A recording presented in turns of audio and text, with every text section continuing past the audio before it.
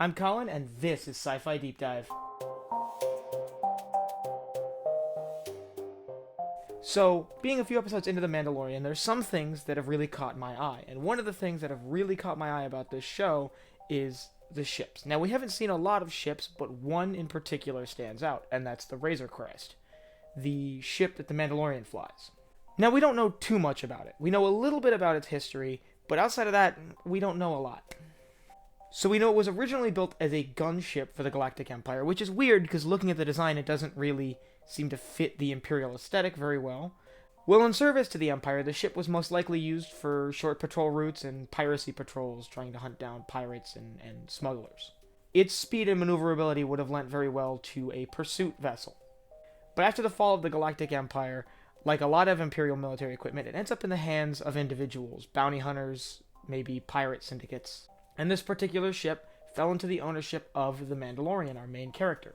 Now, hopefully we'll learn more about this ship as the show goes on, but I kind of wanted to touch on it a little bit because it is something that I really enjoy seeing on screen and can't wait to see more of it. It's one of the things that really gets me excited to see more little bits of this ship as the show progresses. So as far as layout goes, the ship appears to have two decks, an upper deck with sort of the flight deck on it, and a main deck which has the two entrance and exit ramps on the sides, as well as it looks like it's got one in the back.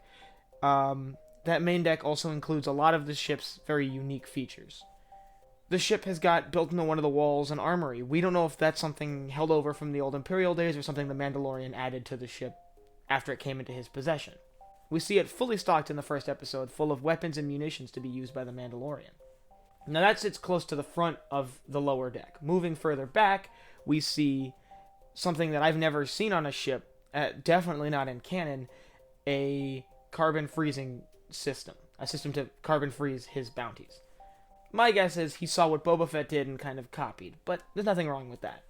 Now this appears to be a condensed version of the carbon freezing chamber we see in Cloud City. It looks like a panel sort of set into the wall that when a person is pressed against it, it can carbon freeze them kind of against the wall there, and it makes the same sort of slab with the person in it that you get out of carbon freezing in the chambers on Cloud City.